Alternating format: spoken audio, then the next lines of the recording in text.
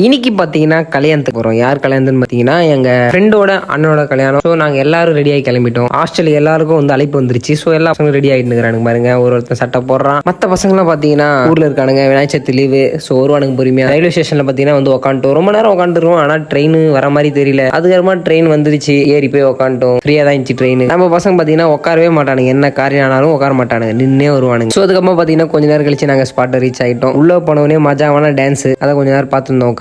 அதுக்கப்புறமா கொஞ்ச நேரம் கழிச்சு பார்த்தீங்கன்னா பசங்களாம் வேலைய ஆரம்பிச்சிட்டானுங்க. நான் வேலைன்னு பார்த்தீங்கன்னா சாப்பிட்ற வேலை பாருங்க. எல்லாம் மூஞ்சி பல இருக்குது பாருங்க. இவங்க அண்ணனோட தான் கல்யாணம். ஸோ வந்திருக்கும். நம்ம பசங்க பார்த்தீங்கன்னா வேலைய ஆரம்பிச்சிட்டானுங்க. நானும் பார்த்தீங்கன்னா ரொம்ப நேரம் பசிக்கிறான்றேன். மாதம் இல்லை மச்சி வெயிட் பண்ணு போலாம்னா சரி கொஞ்ச நேரம் கழிச்சு போயிட்டு சரியான விருந்துங்க. செம்ம சாப்பாடு. அதுக்கப்புறமா சரி சாப்பிட்டு கீழே வந்து பார்த்தா டான்ஸ். என்ன டான்ஸ்னு பார்த்தீங்கன்னா செம்ம டான்ஸுங்க. மரணமா ஆடுறாங்க டான்ஸ். அதுக்கப்புறமா பார்த்தீங்கன்னா சஜினிக்கு ஒரு பாய் சொல்லிட்டு வா மச்சி கிளம்புறான்னு சொல்லிட்டு நாங்களும் கிளம்பிட்டோம். ட்ரெயின் ஏற டிக்கெட் வழக்கமாக நாங்கள் எடுக்கிறது இல்லை. ஏன்னா எங்களுக்கு பழக்கமே இல்லை ரிட்டன் டிக்கெட் எடுக்க. அது ரொம்ப இருட்டான ஒரு கார்டில் நுழைஞ்சிட்டோம். என்ன கார்டுன்னு பார்த்தீங்கன்னா நம்ம காலேஜ் தான் ஒரு கார்டு. ஸோ அந்த காலேஜில் நுழைஞ்சிட்டோம். அதுக்கப்புறமா ஹாஸ்டலில் போய் ஜம்முன்னு தூங்கிட்டோம். Okay bye bye.